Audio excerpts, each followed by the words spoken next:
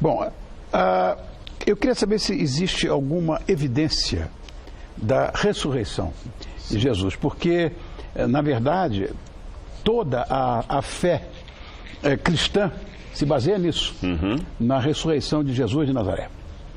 A primeira evidência que eu poderia dizer da ressurreição, Rony, é uma evidência indireta, é o escândalo. Por que escândalo?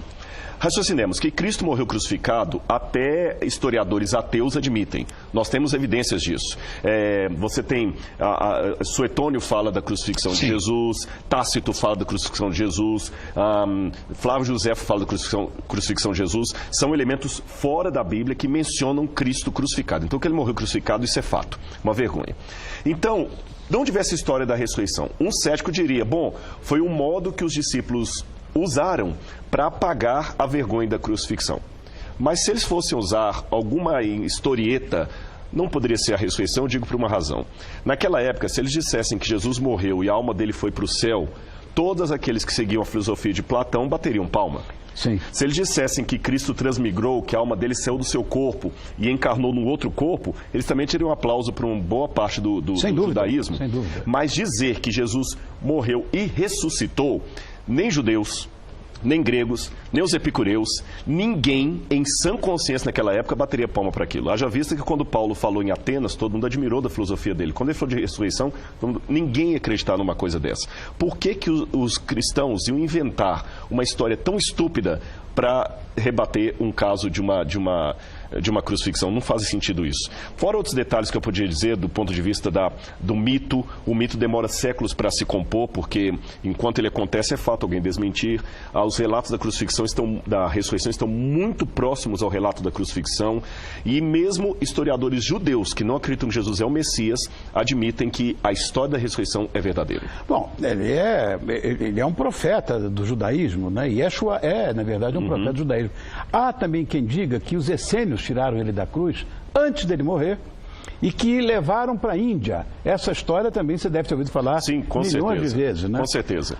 Uma coisa que me causa também algum espanto é o seguinte: a nossa cultura ocidental retrata Jesus de Nazaré de cabelo louro, olho azul, quando na verdade ele era um judeu sefaradim. Não tem nada a ver. Meu pai tinha um quadro em casa, a verdadeira face de Jesus. Não tinha nada a ver com esse Jesus louro, de olhos azuis. Eu queria que você falasse sobre isso. Permita-me apenas um detalhe. Eu não creio, pessoalmente, que seria um sefaradim, porque os sefaradins são aqueles que migraram depois para Espanha. Saíram de lá da Ásia para a Espanha. Jesus era da Galileia, e os sefaradins, ou sefarditas, eles eram de outro território por causa da diáspora. Ele era galileu.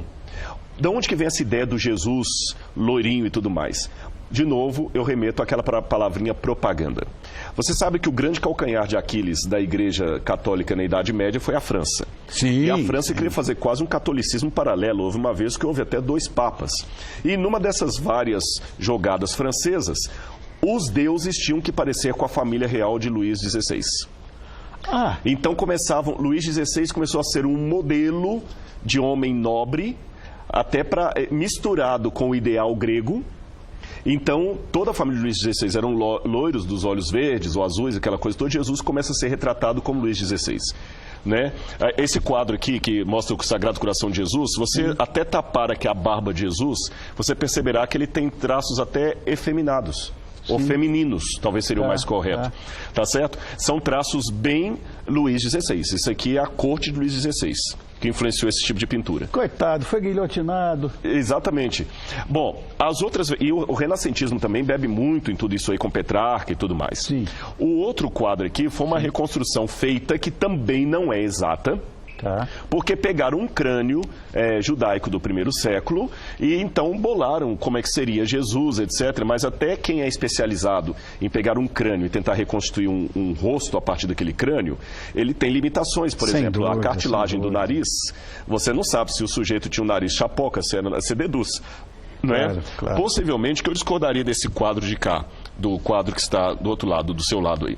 Jesus talvez teria cabelos longos, porque Exatamente. os judeus... A foto não, a representação Exatamente. do papai tinha era com... O paiote, que era aquele... Isso, o paiote, aquelas trancinhas. Aquelas trancinhas.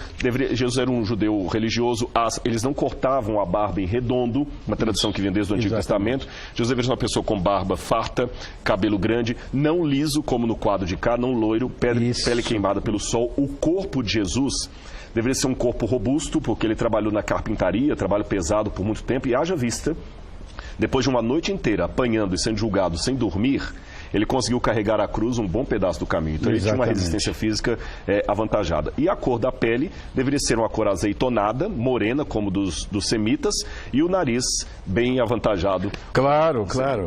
Bom, há quem diga que ele tinha discípulas ou apóstolas mulheres, e muita gente diz que, já se sabe que ele era celibatário, mas tem gente que acha que ele foi casado.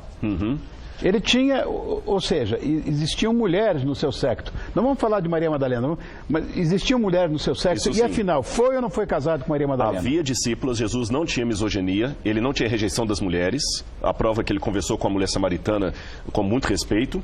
Havia mulheres como Joana, a esposa de um procurador de Herodes. Havia outras Marias que estavam com Jesus ali. Uma Salomé, que possivelmente era mãe de João e Tiago. Alguns quadros até mostram as mulheres. Então havia as chamadas três Marias, que era Maria de Jesus, Maria Madalena e a Maria, mulher de Clopas, que estavam à cruz. A mãe de João Marcos, que ajudou ali os discípulos até o lugar da Santa Ceia, então havia mulheres que seguiam Jesus.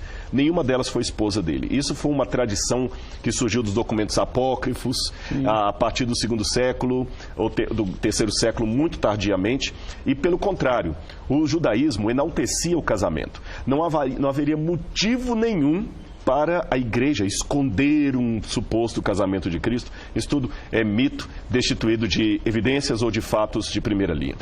Você trouxe o teu livro? Trouxe sim. Deve estar na mão de alguém aí. Está aí, então é só mostrar. Mostra a capa do livro do Rodrigo. Se tiver por aí, ó. Muito bem. Se alguém tiver interesse... Escavando a Verdade. Escavando a Verdade. Eu tenho o livro. Eu li, doutor. Eu li. Esse aí vai de presente para André, viu? Eu falo de público, vou ficar guardado aqui, viu? Rodrigo, muito obrigado por ter vindo mais uma vez. Rodrigo Silva, arqueólogo, autor desse livro, que eu já tenho, já li e recomendo. Obrigado, meu irmão, por ter vindo. Prazer estar aqui. Venha mais. Muito obrigado. Obrigado.